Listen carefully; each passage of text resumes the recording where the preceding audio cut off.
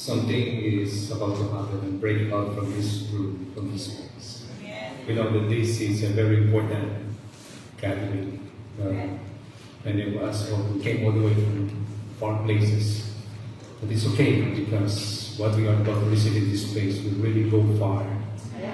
And the Philippines is not that big with what God is going to do in our midst today. This is very important. I can just imagine the feeling of the disciples when Jesus died and all the hopes were gone because they were all hoping that He is the Messiah. And in their mind, the Messiah is someone who is going to be the king, the next king of Israel.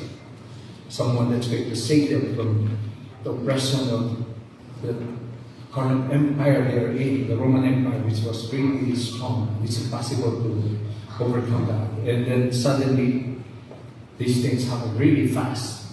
And Jesus died. I can just imagine the feeling of, the disciples at the time, that Jesus is gone. And just like probably, some feelings we have now, and it was just sudden. I mean, when we received the news, all of us, I'm asking, Simon's who? I'm hoping that different surname. I'm hoping that it's not Gomez. But all things work together for good than the love God. One thing that happened was when Jesus died, the Holy Spirit was with Him. The Bible said that the Holy Spirit raised Him from the dead. And that very Holy Spirit that raised Him from the dead, when He rose from the dead, appeared to the disciples and received the Holy Spirit. They have heard about the Holy Spirit in the past, but this time it's different.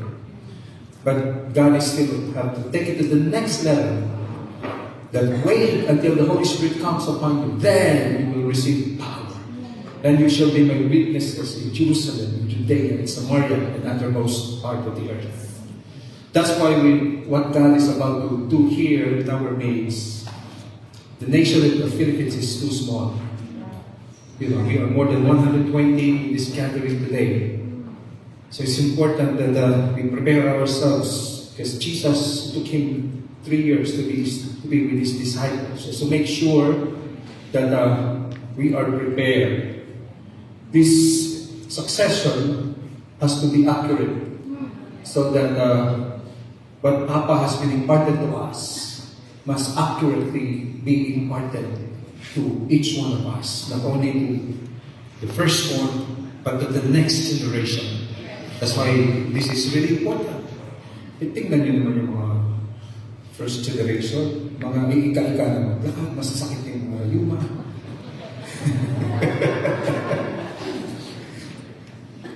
Pero nakakatuwa, sorry for the Tagalog. Nakakatuwa because sa kabila nun ay we are accurately connected.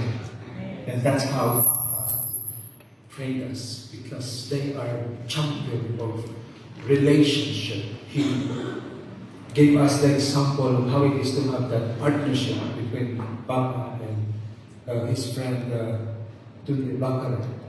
And that gives us the example. Among us, not only in the Philippines, the same with other networks.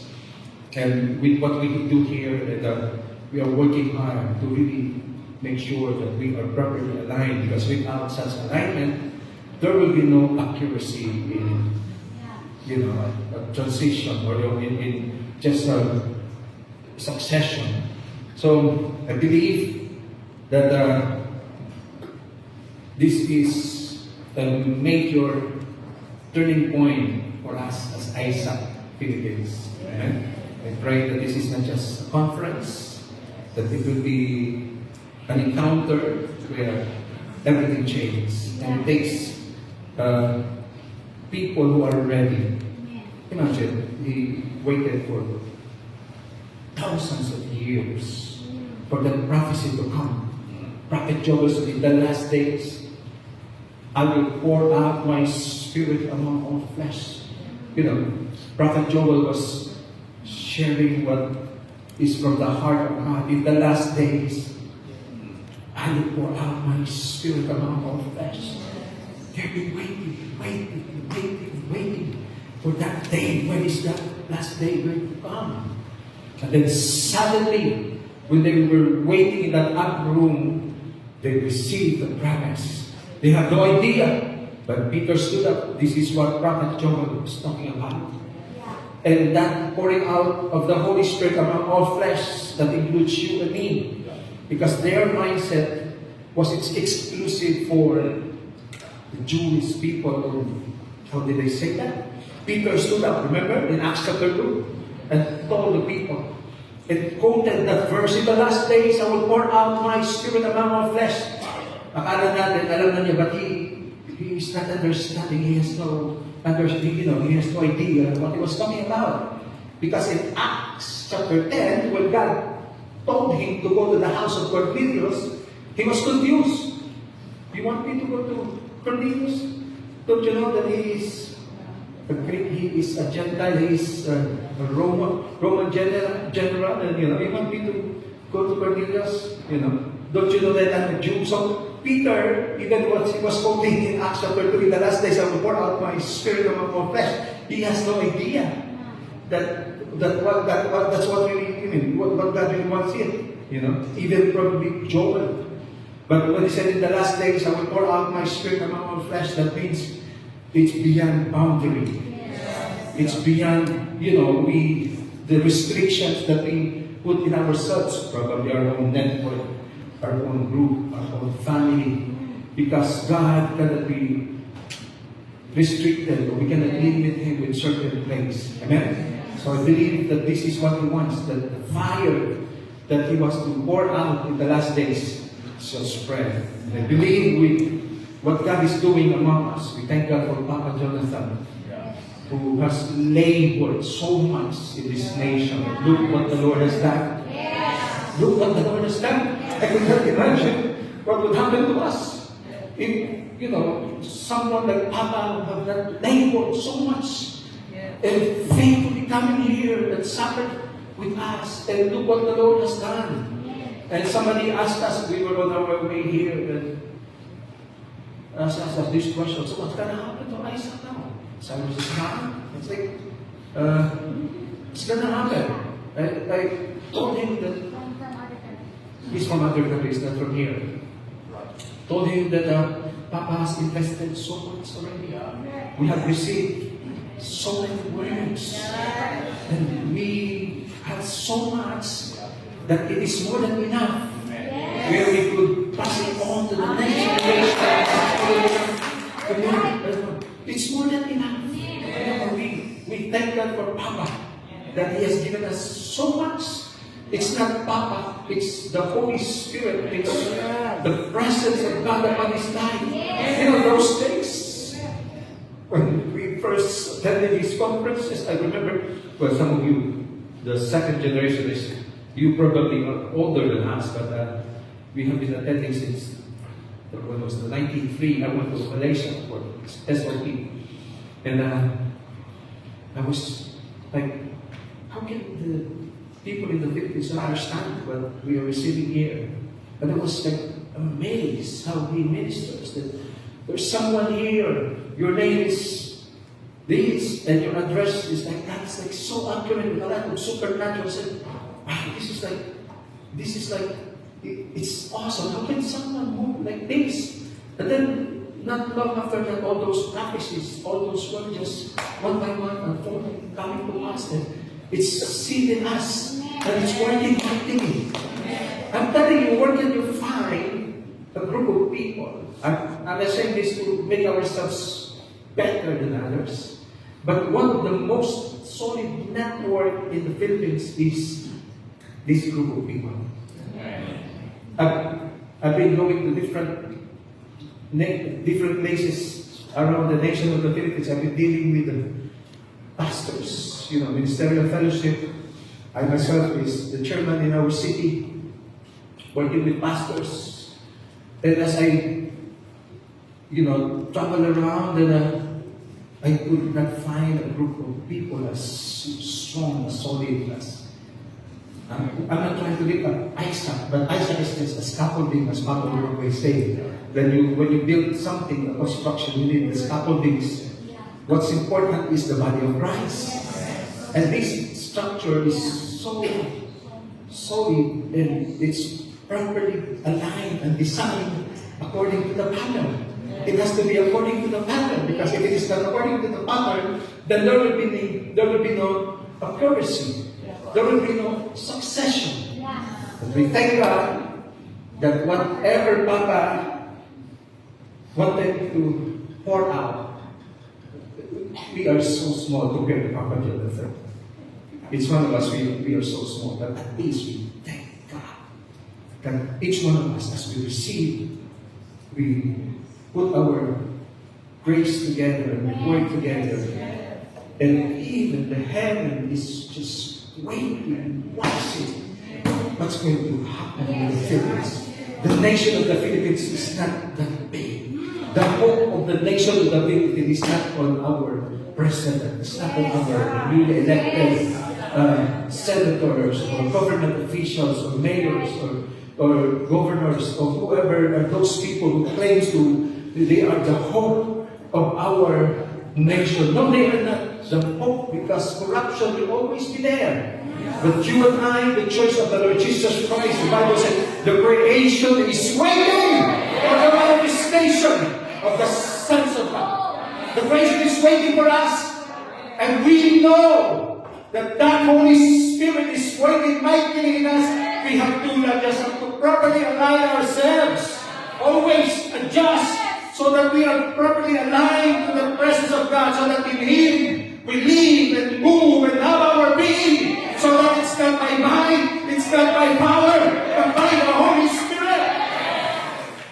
So it's important. We thank God for Papa, who trained us well, how to hear, how to listen, how to respond. He teaches us all the secret, how we pray, how we receive the word, how he act, he gave us the opportunity to just be close to Him, especially for us here Filipinos. We were given the opportunity to be with Him close. And hindi nasayang ang kanyang ginawa. Masasayang ito if we are not accurate. We have to be accurate so that it has to be passed on. Passing on is so important. To pass the legacy. To pass what has been given. It's so important. When that Holy Spirit was moving in the book of Genesis, in the midst of chaos, the midst of darkness, there was no hope. The word of the Lord came and He spoke and He created all things by His word. But because of sin, people was disconnected. There was no strong connection. God has blessed the people. I didn't know if you read one of my series. Minsan I post series in my Facebook, the series on blessing. I put it there. If you haven't, you could read it there for details. But also like and share. Anyway, well, it's good. You'd like to be very helpful, because your friends, which is not my friend, can also see. That's what we want to do, to saturate the social media instead of all the fake news and all the negative words. We want to saturate it with the positive words. So that's the idea. Sometimes it's already like 2 o'clock in the morning, 3 o'clock in the morning, when we receive the word, just keep on typing, so that there will be something to post, because I just want to saturate the social media. But anyway, difficult for God to have connection with people. He wants to bless the people, but there's no right connection. And fast forward,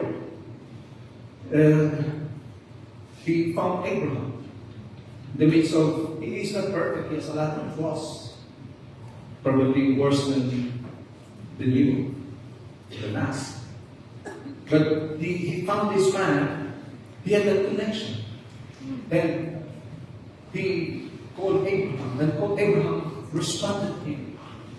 And in Genesis chapter 12, God spoke to him, I will bless you, your children your children's children, through you, the nations of the earth will be blessed. Straight away when we hear blessing, if you listen to pastors, first thing that would come into their mind is money. In Isaac, we were not trained that blessing has something to do with money. That's part of the blessing. But blessing is more valuable than money. Because if you go back to the original, when the first word blessing was given, it's about multiplication. It's about flourishing. It's about having dominion. When God bless the creations, go and multiply. Have dominion over all God's creation. So it's about that leadership. It's about that stature. It's about having that dominion. That is the real blessing. It's not about money. Today, when people think of blessing, think of money. Kapag kasi Manny Pacquiao ang nagsalita, they will listen because he has money. No matter what the content, as long as they have money, because after his speech, then hopefully they would have received that blessing from Manny Pacquiao. O pagka may mga Koreano na darating, kahit na hindi naintindihan, yung mga basto, hindi tayo. Yung katabi mo. Sabi nga ni Papa.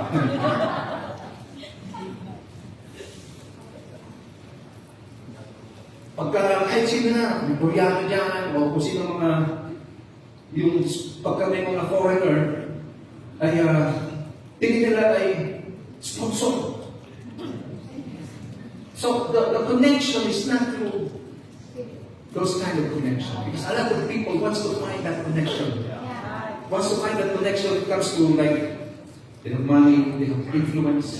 I have seen those people in the past who disconnected themselves with Papa because those days, Papa is like controversial to other pastors.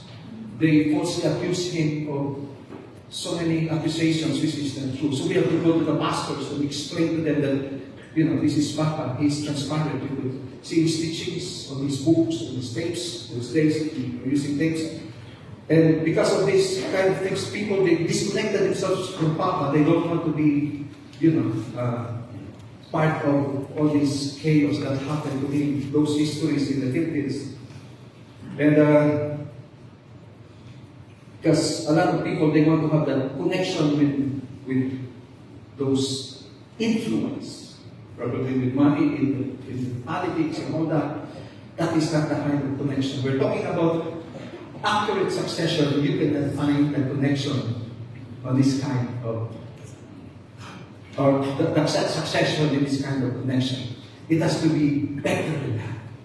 Because what we are going to receive is not just money. It is more valuable than money. Because you could have all the money and all the influence you could have, but it will not change this nation. I don't know if you have also read one of my posts. I posted another series in Fire, and towards the end, I put it there. Moses, in spite of his stature as a priest, he has been trained and equipped as a prince of Egypt, and wanting to liberate Egypt. Liberate Israel from Egypt, and he was to set free Egypt, and he tried his best, and he failed to save even a single Hebrew from that state. And he was so down, he was so discouraged, and he ran away. And he cannot do anything with all his might, with all his training, with all his connection. He failed to set Israel free from the current state of Israel at that time. But when he had an encounter, and God commanded him to go back to Egypt and tell the Pharaoh, set my people free, that they may worship me. It's like, Lord, I have already done everything. I have already, poured out my life. And what name? Sino pangalan na sasabihin ko? Anong klaseng authority? Because you cannot just go to Pharaoh and tell the Pharaoh and tell the people, you cannot just to go through the guards. You cannot go through the guards. Subukan niyo pumunta ng Malacanang. At subukan mo sabihin doon sa Malacanang, kung may isang presidente, at kung nakagusto ng presidente, magpatesta.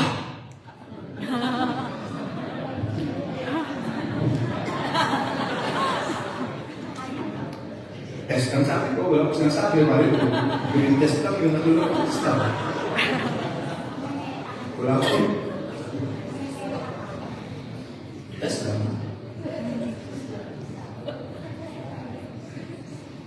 Hindi mo magagawa yun. Kasi nga, may mga protocol, hindi ka nakakapasok. Ito si Moses. He was already, ano na yun, nagtatago na kami sa batas. Nakamatay na siya. Kaya nga si Rocky hindi makauwi sa Pilipinas. Parang may pagkapolitika tayo. Kasi kapag pagbaba pa lang sa airport, ay huhulihin agad, pinasuhan sa ng criminal case. Hindi ka basta-basta makakapasok. Using all the, sabi na, I have this connection, I have that connection. Walang mga, sinong pangalan mo pwede kong gamitin? Ito si Moses, nagtatago na nga siya eh. Nagtatago na nga siya. Hindi na nga siya nagpapakilala na siya si Moses. Kasi pag nakilala siya, ay medyo malaki ang patol ng ulo. And then, pupunta siya doon sa Egypt at sasabihin niya, kanino pangalan? Sino mag-uutos sa'yo? Makapangyarihan yun. Kung mag-uutos ka sa isang Pharaoh, you must be someone higher than Pharaoh to command the Pharaoh, let the people go. He was the most powerful man. Even President Marcos cannot go to Trump and say whatever he wants to say. Probably Trump can come down and say something to the President of the Philippines. Possibly he would listen because he is a bigger nation and claims to be the most powerful man on earth as a president. But for someone who come and stand and speak to Pharaoh, hello? What authority are you going to use to stand in front of Pharaoh and tell him, let my people go, that they may worship me? Bago mo pa matapos ang statement mo, putol na ang dila mo. Tell them, I am. I am the God of your fathers. I am the God of Abraham. I am the God of Isaac. I am the God of Jacob. I am that I am. As he was receiving that, he was not only hearing the letters, but he received certain impartation that words cannot explain. That even Moses, or rather, even Abraham didn't have that kind of experience. Abraham didn't have the encounter looking at God with that kind of fire. But he had the opportunity. I heard the cry of my people. Heard the cry of my people because Moses has been crying also. His desire, Lord, I pray for my nation. Who am I to pray for the nation of the Philippines? We have been praying for the Philippines. You know, we could see all the corruption. It's obvious, all the... You know, kahapon yata, nabasa ko yung data ng ating COMELEC. Nabura lahat. Magic. Diba? Only in the Philippines. So, sige, nabura lahat. Ang galing, no? Then, grabe yung corruption. Kita-kita natin. We've been praying, same with Moses, been praying, but said, I heard the cry of my people. Or the cry of my people. Go, tell the Pharaoh. He was given that authority. Moses cannot just go there on his own, but he went there on his own authority.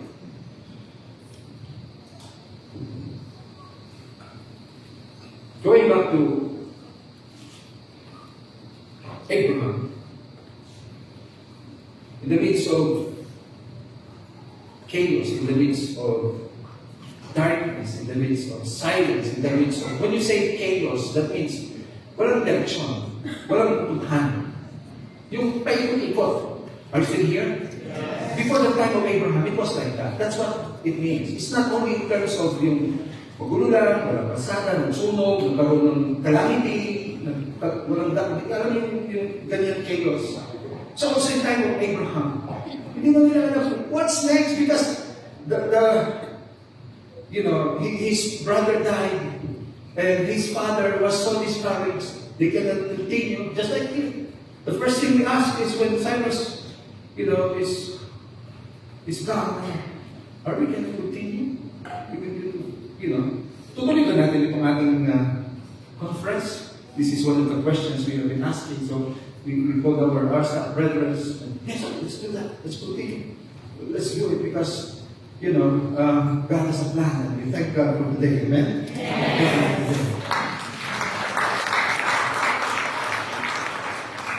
Abraham stood in the presence of God and received the blessing. Of all people, he chose this person who is hopeless, helpless, because I will bless you, your children. Hindi yata kilala ng Diyos si Abraham. Hindi yata alam ni Abraham ng Diyos na si Abraham ay nabaon at wala ng pag-asa. Palagay ko ay mas worse pa ang sitwasyon ni Abraham kaysa sa marami sa atin. Ang problema lang natin, walang pera. Maliban na sa katabi mo, maraming pera yan, pero ikaw.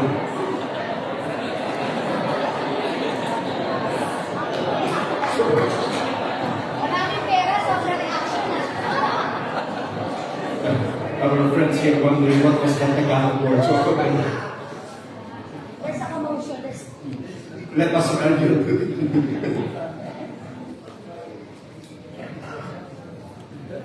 Hindi natin kilala, no? Abraham he has no future.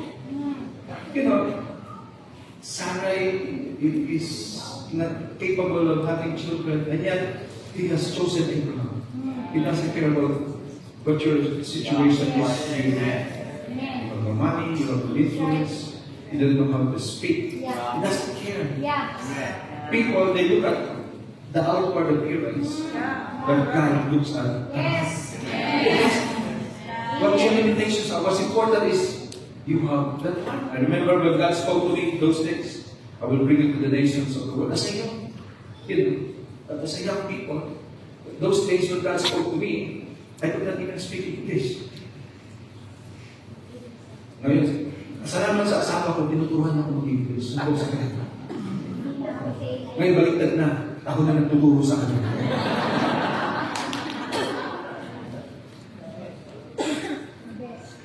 But God blessed Abraham. Yeah.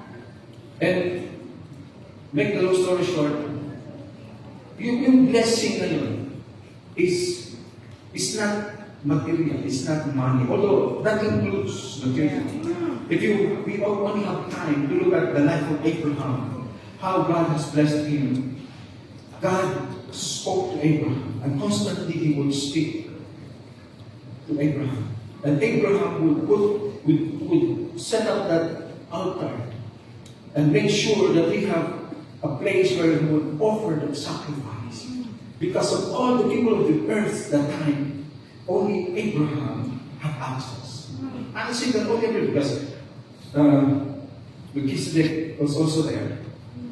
But Abraham is blessed by God because he will receive that word. This is the true blessing. Yeah. When someone is able to stand before the presence of God, that is the real blessing. Yeah. And that blessing has been passed on to the next generation, to Isaac. Yes. God has to release that blessing because of sin first came in. And the wages of sin is death. What happened?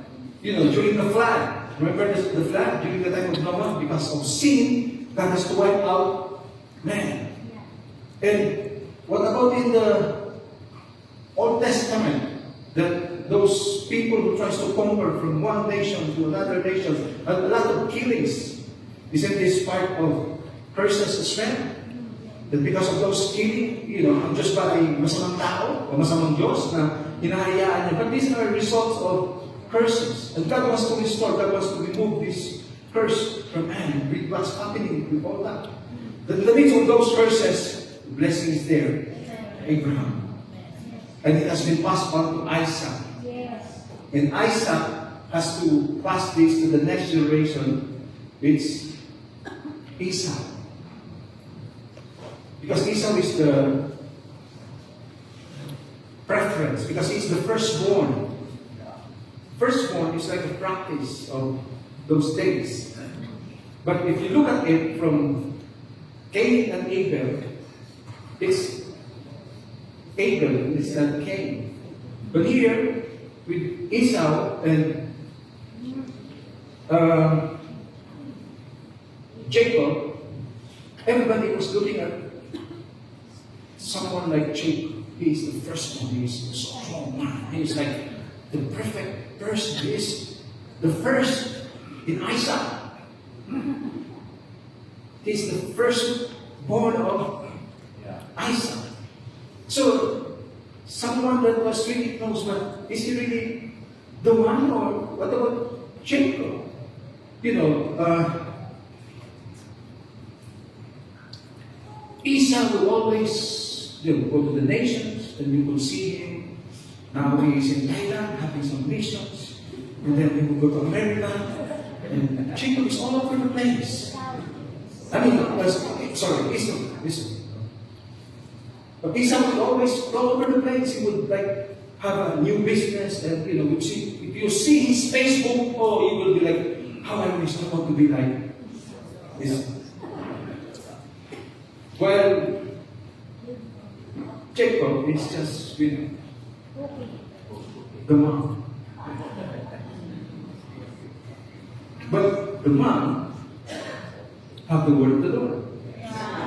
When they were inside, there was that struggle in the womb of Rebecca.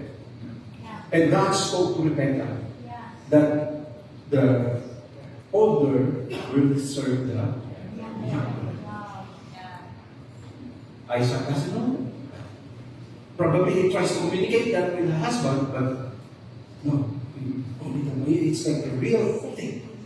It's like for him, it's like, so Jacob would stay with the mom, not just for cooking, but he would listen to what the mom would share. He would stay in the church and listen to the pastor with what they receive. They would spend time.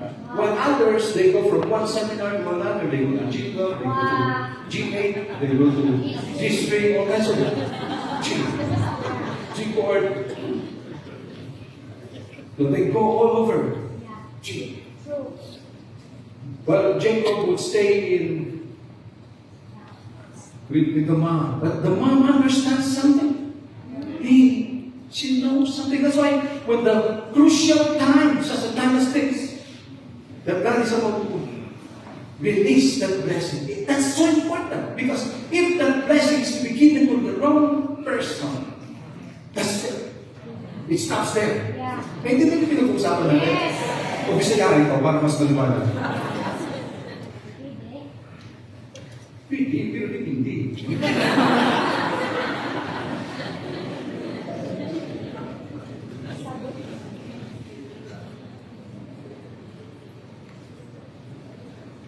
Bible said that Isaac loves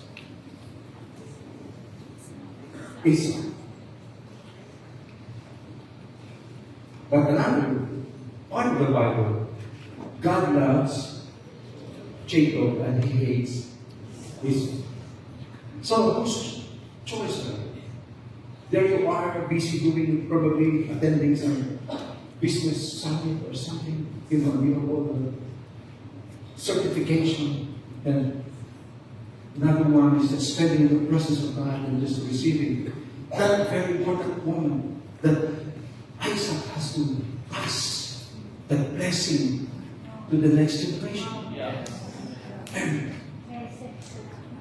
Jacob is prepared because when you receive the blessing, you have the right of the firstborn. When you are given the blessing, the firstborn is the state goes to you twice. Yung mamanahin mo, mas marami, doble. Sa pangalawa, you have the leadership.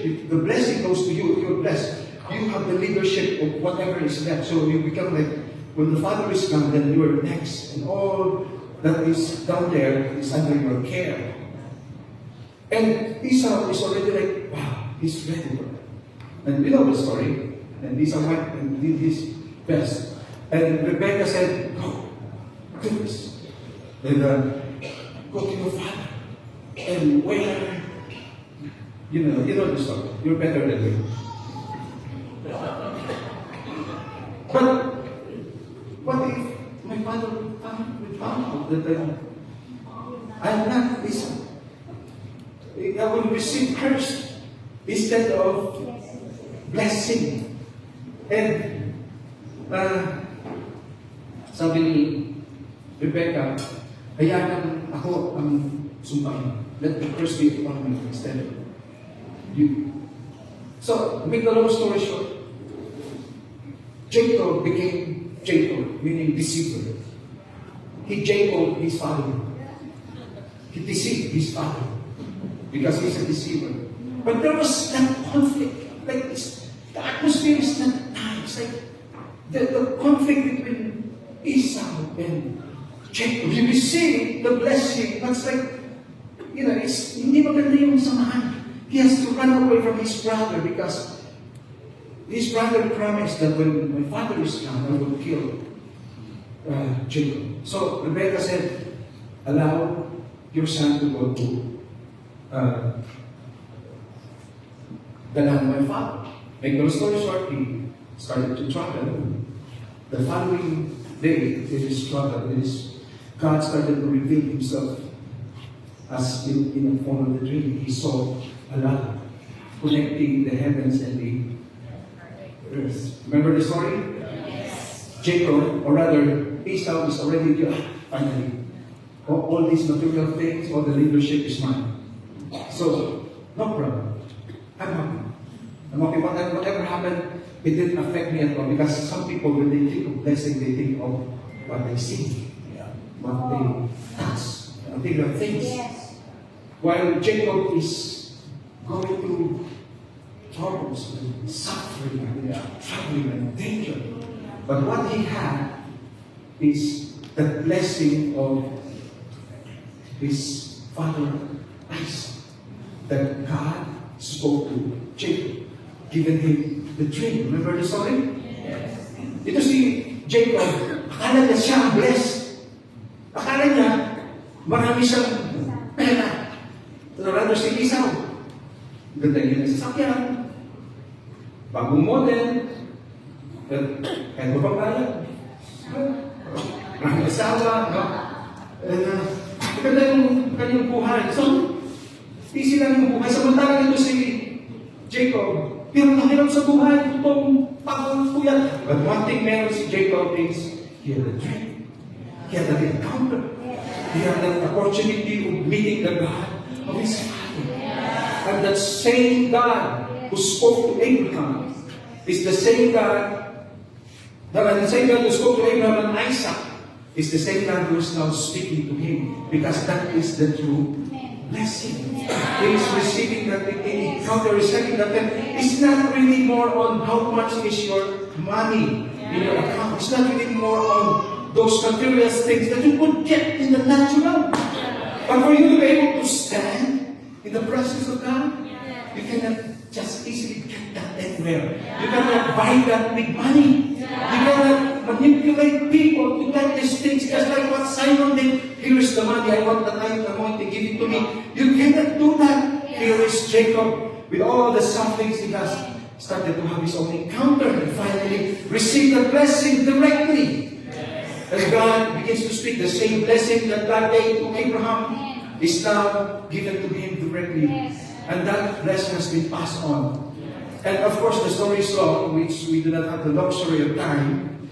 And the God of Abraham, the God of Isaac, also became the God of Jacob. Who's that? Then go to one of the sons. Who's next after Jacob? Probably you would answer Joseph. Because Joseph ay siya yung nakatutok sa kanya yung camera. Siya yung laging nandun sa front page. Siya kilala. Tingnan mo kayo, kilala si Joseph. Sino kilala si Joseph? Makilala niyo, mga Joseph yan. Pero kung titignan mo doon sa genealogy, it was not Joseph. It was Judah. It's not Joseph. So, lahat ng camera, nakatutok yung media doon kay Joseph. Pero kay Judah, walang pumapansin. Hindi nila alam na yung lineage ay hindi dumaan kay Joseph. Dumaan doon kay Judah. So, it's important na ang ating laging basihan ng succession ay yung pagpamalaki natin ay bless ako. Bakit? Kasi ang dami kong pera, ang dami kong membro. Ano ba? Maganda kaming building. Okay naman lahat yun. Pero anong lahat ng men na yun kung walang presensya ng Diyos? Pero mas masalamat sa Panginoon na nandun ay sa gitna ng apoy, pero kasama natin ng Diyos, hindi tayo nasusunod. Hindi tayo pinababayaan. Ito yung importante. Hindi tayo pinababayaan.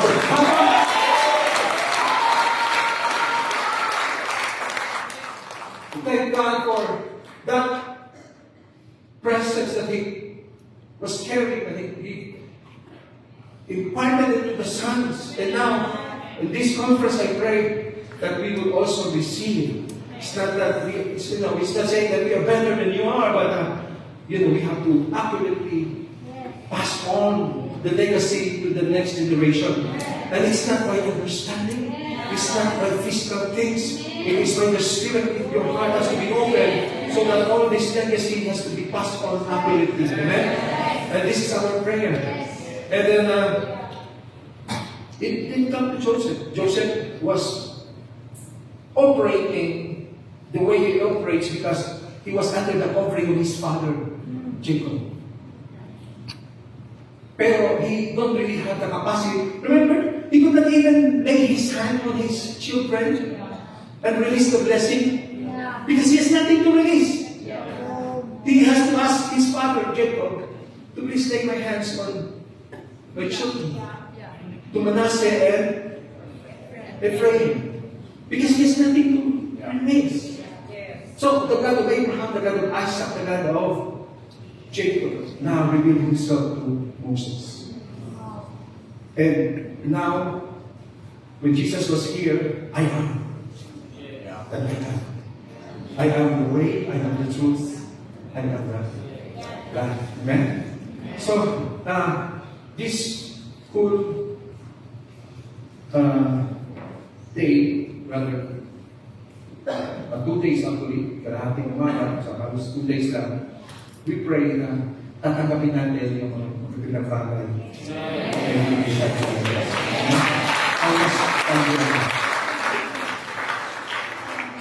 Round it off. How many minutes? Like 20? Okay. 30 minutes. Yung kapain ng 30 minutes, raise your hands. Sige. Taas ang kamay, kapain na kayo. 30, 1 hour.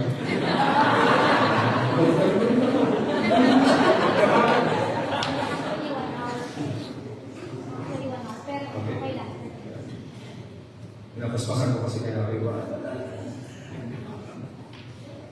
So when Jesus came here, He was here to just bring the blessing. He was here to reverse the curse.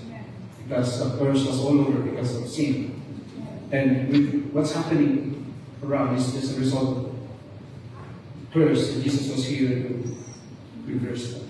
That's His mission. I want to make sure that that blessing be given to us. In Galatians chapter 3, verse 14, or 13 and 14, it shows that the blessing of Abraham came to us, which is the Holy Spirit through our Lord Jesus Christ. Tama ba?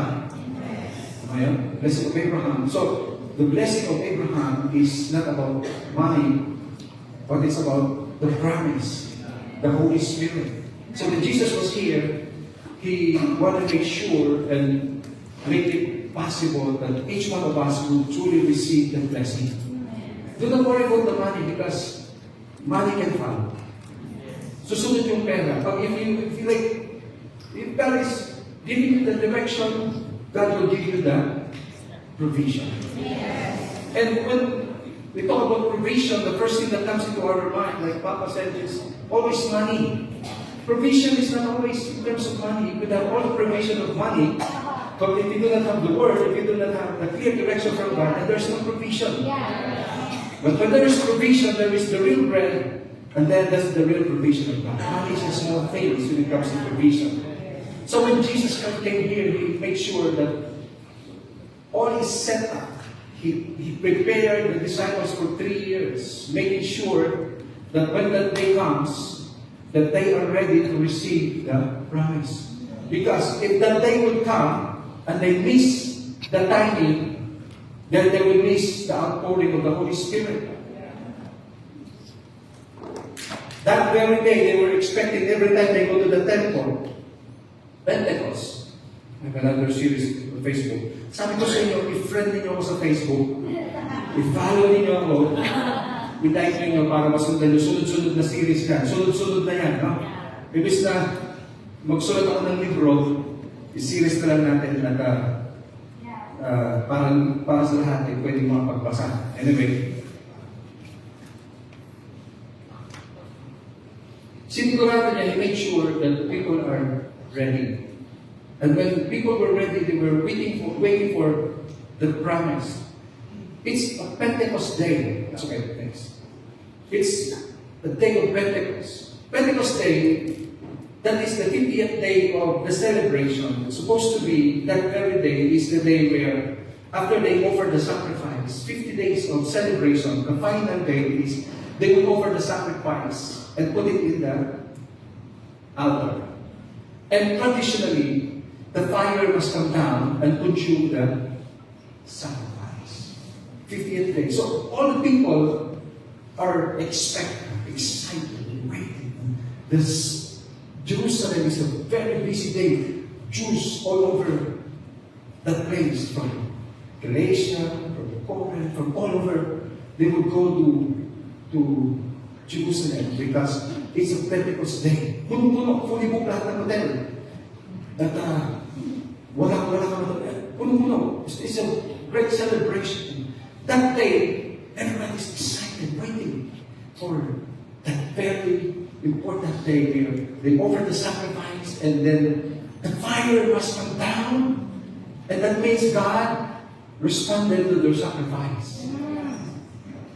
But the priests, they know how to create, and they are expert on creating strange fire.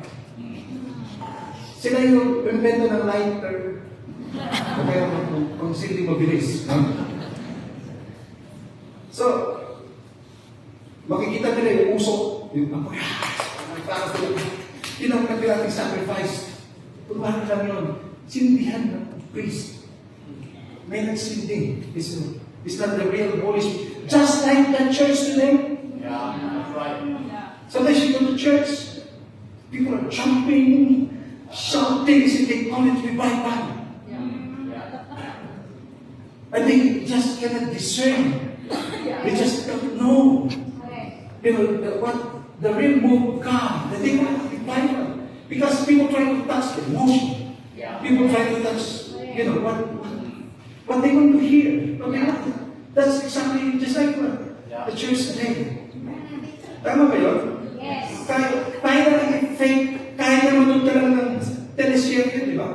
Yeah. Tapos move ka doon. Saving grace. Tapos you begin to cry because you're watching the series. Yeah. You know, because it's your emotion. You call it revival.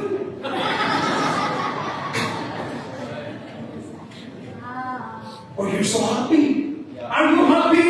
Bigyan ng Johnny Jones!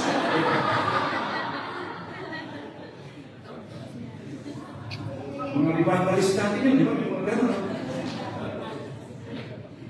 So, tawag natin doon ay revival, strange fire. Yung kailangan natin mag-create. Kagulan na ginawa ni Aaron. Nasa yung Diyos ni Moses. He was God. And Aaron cannot produce God. I remember Papa talks about this. When it comes to Moses, he just lift up his head. Yeah. And then his staff, and things begin to happen. He could part the sea. Yes. Things could happen, anything, supernatural would happen. But Aaron could not do anything like that. So he has to pray something to make sure that people stays there. Sayang tayo sa offering nila pag nag-grabe sa nakasal ko. So you have to pray something. So to keep the people together, same place. And people were excited, jumping. And Moses said, this is the God who brought us out of Egypt. Aaron said, since na rin, papalit-palit yung mga pangalan niya. Tuloy ko yung aking, and this is the God who took us out of Egypt, and sounds like the churches today. Not our church. The church is different. Yung katabi mo, hindi mo sa'yo. Kawawa na yung katabi mo. Baka pagkatapos ng session ay galit-galit na kanya.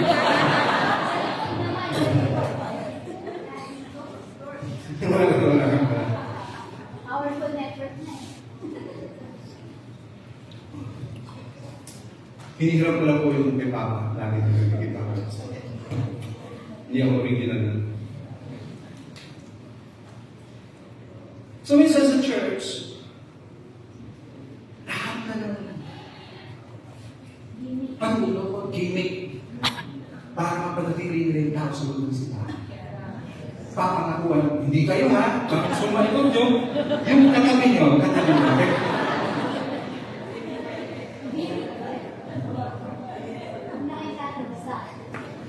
para mapanatili natin yung nila, hindi kayo. Okay, nag-iingat dito, baka mamaya ay mapanatili. Lahat ng klase ng pangako. Lahat ng klase ng pangako parang to keep the people in the church. Nandun yung banal na budol-budol, yung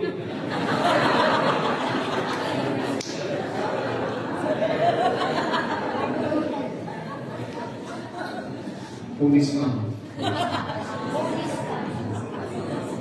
Lagay ng basket dyan. Sige, maglagay din dyan. Parang siksik yung mga tao. Diba? Sige, kung mga Pilipino naman ay pagka may pagkasugarol, ay gusto natin.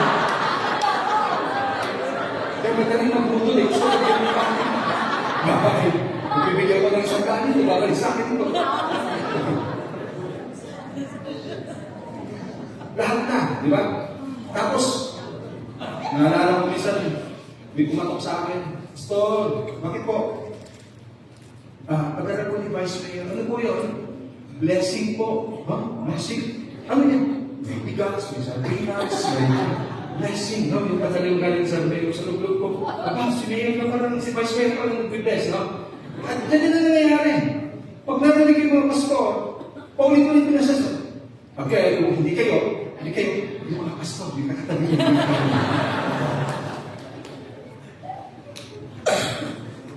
Sinasabihan ko mga pastor dahil sa amin doon, maraming beses na, ay ganun pa rin talaga yung blessing. Dapat yung speaker natin, si Governor, baka may blessing.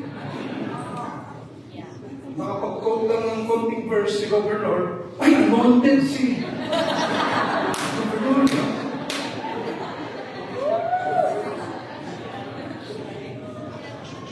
Pero pagka yung wala kang pera, ay 5 minutes lang ha. 5 minutes lang. Si Governor 2 hours. Pastor, 5 minutes. Yung 5 minutes na 4 minutes pa, ginaganan ka.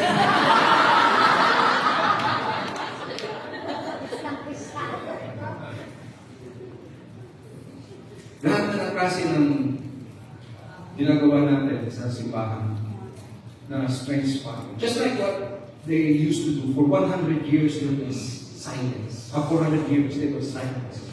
After Malachi, when they dishonor God, the connection of the Father, Son. It's important to have that accurate connection. Read the book of Malachi is about honor, tithing, turn the heart of the Father to the children. There's an accurate connection. And because of this connection, there was silence for 400 years. 400 years, they have not received any inspired word, no prophet, no dream. And then, in the midst of that, then here comes the Lord Jesus Christ, carrying the blessing. For the first time, they have those divine. Para sa atin, yung reading from the New Testament text, kwento lang yun na here is the angel, revealed himself to Mary and showed himself to Joseph. But you have to understand that after 400 years, there was no such, there was no encounters like that. And then suddenly, there was this divine encounter. Because there is something is happening. Something is taking place already. Because something is already to happen. Because God is already moving. Anyway, Jesus came. He was the blessing. Make sure that you and I receive. Chapter 2, they receive. And quoting from Tuti Bakare, that is the birth of the church. And it's a strong church. And the Holy Spirit is there. You cannot replace it with something else. With banana budo and stuff like that. At that time, yung sentro, it was in the temple waiting for the fire to come down, but it didn't come. Then suddenly, a mighty rushing wind, a sound like a mighty rushing wind came into that upper room. And the whole house was filled with the glory of God. And they were all baptized, and they received, and each one of them, like tongues of fire, and when they all received, everything changed. Lahat nagbago. Now, Peter's instantly was just changed. It was his first time to have this kind of encounter. It's the first time to have this kind of experience. That now, finally, I have this. Saka lang naintindihan ni Peter na, ito pa na yung tinutukoy. That was the birth of the church. I will take off from there. God willing, if I'm given another chance, focusing on the next stage of that. But I pray na all throughout this, alam ko maraming challenges. Yung ating mga higaan ay hindi katulad ng mga inyong komportableng higaan sa inyong mga bahay, mga kababago yung una na hindi talaga.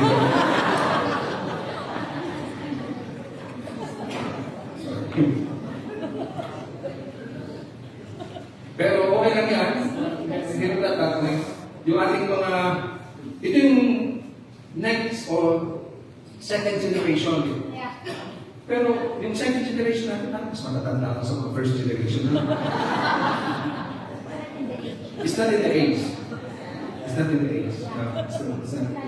But those, yung mga sons, kasi minsan, naalala ko muna akong pastor, I was 16. Tapos, yung aking mga member ay mga 65, 70. Tapos, 16 years ago, pastor, wala kayo sa akin, ay, pastor, magandang umaga po. Biglas pa sa akin.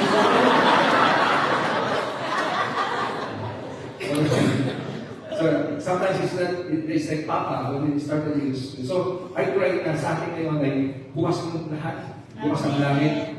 At huwag natin ma-miss yung accurate succession because this conference from here, it will not stay here. It's not stay among us. It will not stay in Jerusalem. It will go to Judea, Samaria, not the most part of the earth. Pupunta yung buong Pilipinas. Maraming excited ang Diyos. Alam niyo ang kalagitan. Nag-aantay. Just waiting what's going to happen next. Because God is still waiting. What's going to happen next. Nag-aantay mo na. Ang nangyayari kapag si Bibi ang president natin. Excited yung mga tao. Sino bumoto kay Bibi ang president?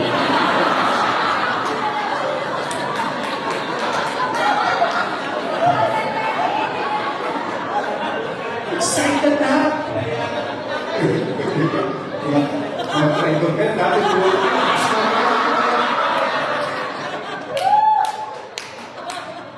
Tapos, marami sa atin, na-disappoint. Abang may excited pa rin, hindi ko rin nadala. Ang iba naman ngayon ay, makasara. Talagang nag-antay na ito sa mga Sara, ito lang pang-asa natin. Ay, huwag kayong mga Duterte talaga yun. Mga anti-Duterte talaga. Kaya itong pinakadelikado ko sa akin, sa oras na ito, kaya wala na kakampihan. Kaya meron yung mga nandun sa kanya sa tanong ito. Ay, mga ako'y pinabas sa ABS-CBN sa ako yung sinasabi ko sa inyo, harap-harapan. Ako yung nasa gitna, wala akong pinakapina. Ngayon man ako para maging balimbing. Ngayon, excited na kasi excited na natapos na ng election ni 2028 na election. Pero excited sila. Creation is waiting. For the generation of the is not who is going to be the next president, who is going to be the next senator, so governor. The church must rise up. All the regions, the nation of the Philippines, mainly, is given to the church because you are the best of God.